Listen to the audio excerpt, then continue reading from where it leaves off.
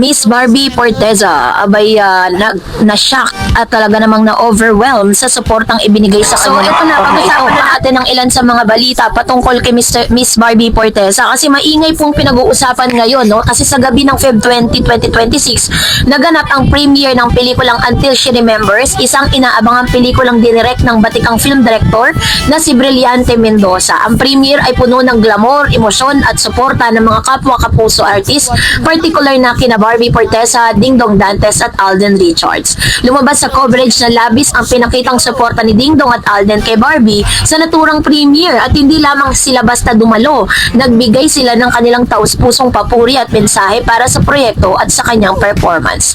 Ang pelikulang Until She Remembers ay tinuturing na maraming tao bilang isang mas malalim na pelikula at hihigit pa sa typical na mainstream romantic drama o comedy. Ang storya ay umiikot sa karakter ni Barbie bilang isang struggling 16-year-old high school student na nag-aaral ng iba't ibang anyo ng pag-ibig, partikular sa relasyon niya sa kanyang lola. Sa isang interview premiere, sinabi ni Barbie na ang pelikula ay isang dream project para sa kanya, hindi lamang dahil sa direktor na si Brillante Mendoza, kundi dahil kasama niya ang mga respetadong aktres tulad ni Charo Santos Concho, Boots Anson Roa, pati na rin ang iba pang mga veterano sa industriya.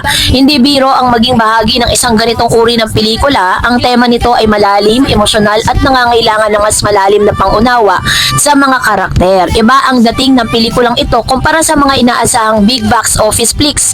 Ito ay may introspective at character driven. So dahil po dito, aside dun po sa movie, no, na kanila pong napanood na Until She Remembers na pinagbibidahan nga ni Miss Barbie Forteza, mas pumukaw ang atensyon ng ilang mga netizen dito po sa mga videos na nagkalat between Mr. Alden Richards and Miss Barbie Forteza, kasi nakita nila na sobrang sweet nila sa isa't isa, sobrang lapit nila sa isa't isa na akala mo daw magkikiss na sila, no? Kaya naman dahil dito, nag-i-spark ngayon na marami po ang nagsiship. Sabi nga ng ilang mga netizen sa TikTok, no, sinasabi nila doon sa Black Up na kung hindi lang daw talaga magkapatid tong dalawang ito, shinip na nila kasi sa sobrang sweet, 'di ba? Sa sobrang lapit nila sa isa't isa. Kasi if you remember, si Alden Richards po is naging malapit dito kay Miss Barbie dahil sabay silang nagwo-workout dahil parehas silang taga Laguna.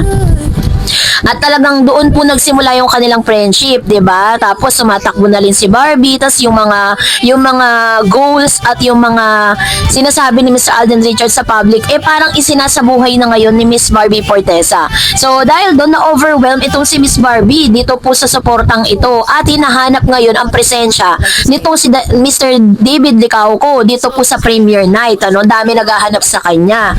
So syempre hindi rin po maiiwasan na magkaroon ng maraming reaksyon patungkol sa bagay na ito. Pero syempre, ang paalala po dito ni Barbie na mas mag-focus tayo dun po sa storya, dun po sa movie na ilalabas niya. Kasi panay nga ang sabi niya, napakalatin daw, ganyan. Tapos yung mga media na nandiyan talagang pinapakiusapan niya na kung maaari ay ipakalat nga yung movie, diba?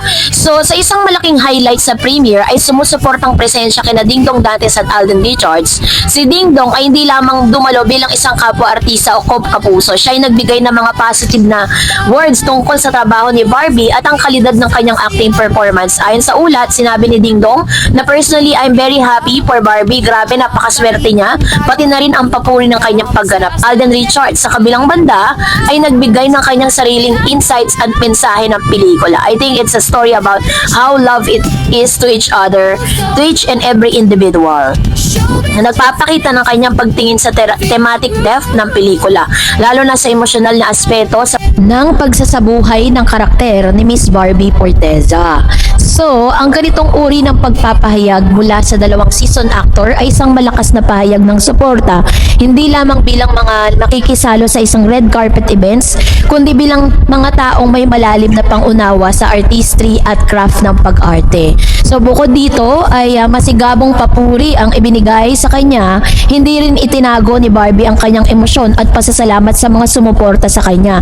Ayon Ayon sa mga sinabi niya sa interview, malaki ang kahulugan ng proyekto para sa kanya dahil dito ay isang dream project na maaaring maging turning point niya sa kanyang karera. Dagdag pa rito, kahit abala sa paggawa ng ibang project noong 2025 tulad ng kanyang pagkakasali sa Beauty Empire, ang pelikulang P77 at Kontrabida Academy ay sinigurado pa rin niyang bigyan ng espesyal na oras ang sarili niya kasama ang self-care tulad ng pag-movie date at pag-solo date pagkatapos ng Valentine's Day. Ito ay nagpakita ng kanyang pagiging grounded. Hindi lamang basta artista na umiikot ang mundo sa papel at lights, kundi isang tao rin na nagpapatibay sa sarili at may personal na buhay na hinaharap niya. So dahil dyan ay naging matagumpay nga ang kanyang premiere night. Pero kung tatanungin ninyo kung sumilip man lang or dumating man lang ba dyan si David, totally wala pong David Licauco na lumitaw. Kasi kahit po natapos na yung event, maraming nag-aabang dun sa kanyang presence pero wala. Maraming nga nagtampo sa kanya kasi sinasabi nila nung si Mr. David Licauco daw yung may proyekto, lumitaw si Barbie para sumuporta. So kayo po, anong nyo sa loobin patungkol dito, mag-comment kayo sa comment section. And that's it.